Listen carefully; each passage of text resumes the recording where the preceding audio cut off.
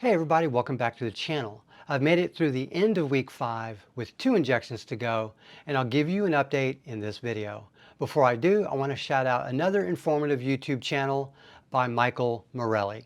He's focused on improving performance through exercise, supplements, and peptides, and I've enjoyed a lot of his content. With that said, I'm definitely in a steady state right now with Retta. I've been losing 3 pounds a week so far, almost without fail, but that's what the average is. And I'm wondering when my weight loss will start to decrease. I've ended last week at 146.4 pounds, and I'm lighter than ever before as an adult. I always wanted my BMI to be no more than 24. It's consistently been above that in my 40s and early 50s, but I optimally wanted to be about 22 BMI. That's where I was at when I was in high school and in college. And I wanted to be under 20% body fat percentage, but it's been a long time since that's been the case. I'm at 21 BMI now, but I don't know what my body fat percentage is yet, but I will be taking another DEXA scan in January, so I'm going to find out then. I think I'm at an optimal serum level of Retta, for me, which is between 1 and 2 milligrams in my bloodstream, maybe a little bit more than 2. But I feel completely normal in terms of being satisfied throughout the day, every day, getting a little hungry before each meal, and being completely full after I eat.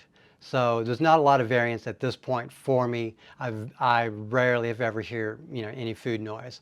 And as long as I don't push my boundaries, I experience no discomfort with regard to my digestive system. Now, I've decided to cut back on carbs for dinner, so I have less of a sugar spike to deal with overnight.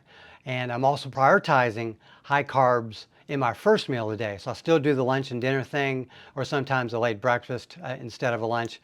But my last meal has to be low carb. It just makes things easier for me. I'm also eating less food over time, so I'm using the restroom less often, and I'm not outputting as much. So it's been a really easy experience for me, particularly in the last 3 weeks.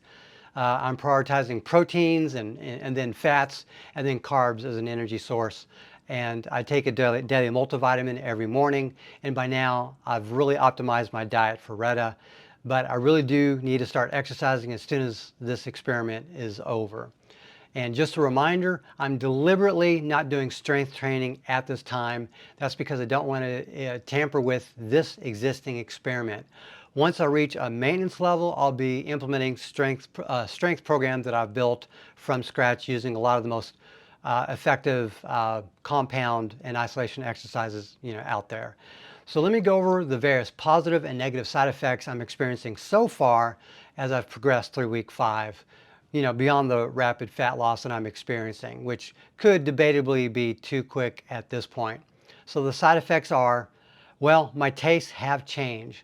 I do still enjoy the juicy meats, more like ribeyes, New York strip steak, and I can't stand lower quality combination meats like hot dogs and sausages.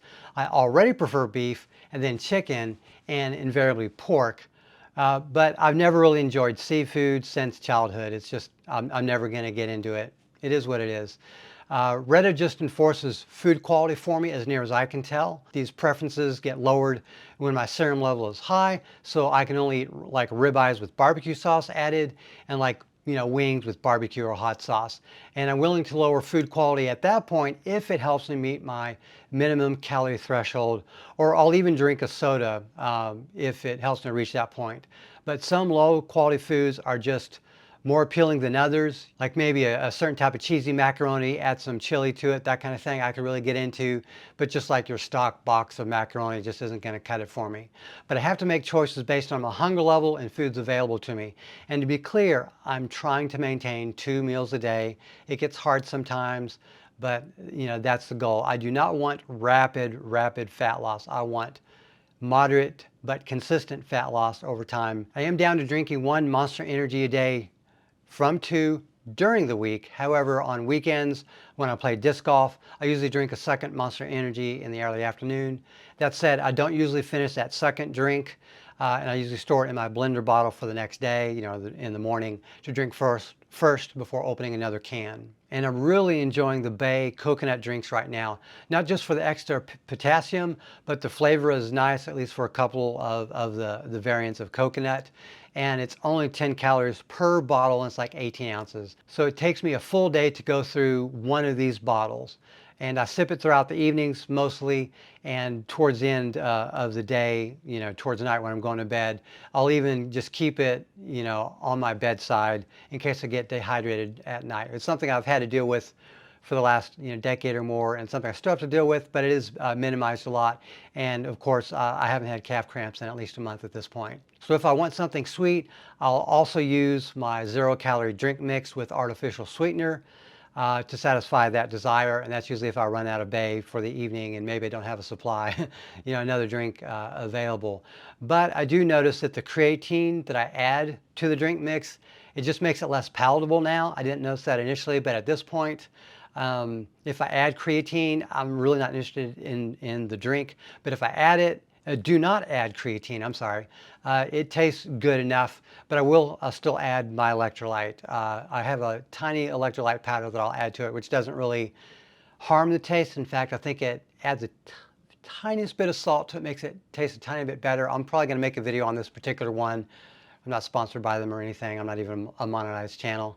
I didn't really have that problem before when I was taking Reta, but over the course of the last 2-3 weeks, I've really had that problem where creatine just isn't palatable to me in the drink mix that I drink, although there may be another way of getting creatine, to get that up. But I'm really not focused on hydration at this point. And of course, at this stage in the game, through the experiment, I'm not working out a lot, so I'm not really needing creatine at this point. I also eat a lot of meat, so I get a lot of protein. So the extra creatine isn't as valuable to me as it would be to someone that is on a low protein diet. And so up to this week, I've been taking Reta in the evening after dinner. But for this week, I've noticed my normal levels of insomnia getting worse. When my serum levels get lower, my sleep is actually slightly improved over the normally bad levels that I have. But after I hit an injection, the night after, maybe even the next night, I am up. So I might sleep a couple hours and wake up, and it's a really hard time for me to go back to sleep. So I'm not too awake at night, but I'm absolutely not able to go back to sleep when I wake up in the middle of the night.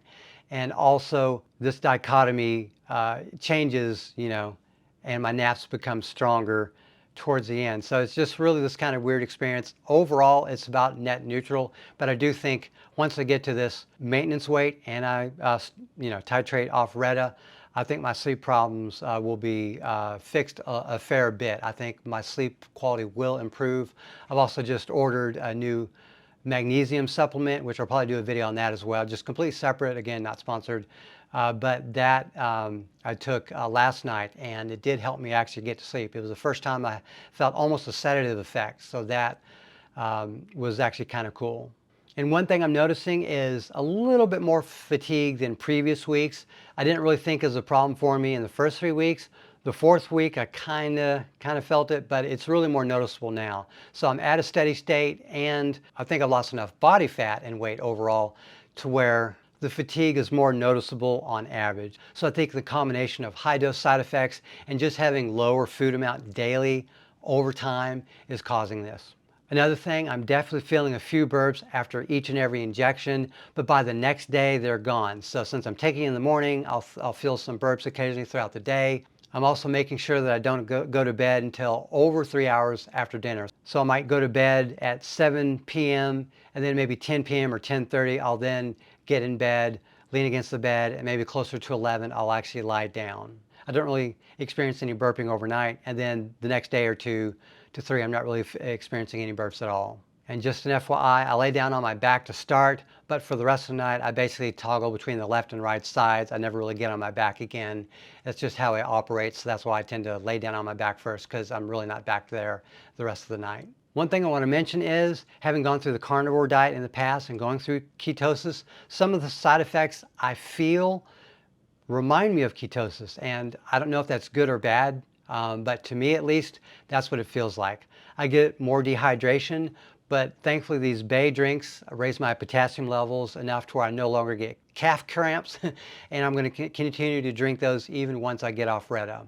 Also, I'm starting to feel a touch of skin sensitivity on my neck. It's slight. It does feel like the sunburn, like the way a lot of people say. And sometimes my wife will massage my back and I'll just ask her to kind of skip it. Not that it hurts or anything, but it's like I just notice it and it doesn't make the massage experience enjoyable. So I'll just have her focus on my shoulders on the nights that she does massage my back. Now, in my last video, I mentioned that I had 2 sweatpants and a pair of shorts that were too loose last week. Well, this week I noticed my shoes are looser when I put them on. These are slip-on shoes and they slip on and off, and I can just feel that they go on and off much easier now. And just to let you know, I'm still on 1 milligram of Reta every 4 days, but the serum level is getting high enough to where I'm considering moving to every 5th day as I decide to, how I'm going to titrate, out of this, or if I'm just going to stop, cold. And I've already sort of done that to some extent as I was taking it in the evening, and then I delayed it 1 extra day, taking it in the morning that next day. So there was a 4th day, by the next time I took it. But I'm still working on what I need to do to titrate off Reta in the next week or 2. And just to get a little bit into the timeline this week, on Wednesday I had my 8th injection, and I've been able to stay consistent with my lunch and dinner meal timing. So how much weight did I lose at the end of this week? Well, I weighed in at 145.4 pounds. So that's only 1 pound lost in my 6th weigh-in, and that's fine by me. This shows that I'm potentially reaching a newer set point, or at least the weight loss is slowing down to a more reasonable level for my dose schedule. And normally I'd take my 9th injection on a Sunday, the last day of this week, but I've decided to wait 1 more day, the following Monday, in the morning, of course, just to see how that affects my sleep Sunday night, because I do work during the week, Monday through Friday. So I just want to see if I can get a little bit more sleep Sunday night for Monday morning, so I have a better day at work. And I'll conclude with this. I don't really have time to waste, but I do have to make sure that I don't lose weight so quickly that it impairs my ability to perform at my normal daily level, both at work and at home, and when I'm out there on the course playing disc golf, or even when I go to the gym. Once I reach my goal weight, I plan to maintain it and then do a recomp from there, focusing on strength training and some cardio more in the zone tune, fat burning, phase. With all that said, please stay tuned for the next episode, as I'm going to basically wrap up this 6-week experiment and give you my final weight tally while taking Reta. Thank you very much for watching, and have a great day.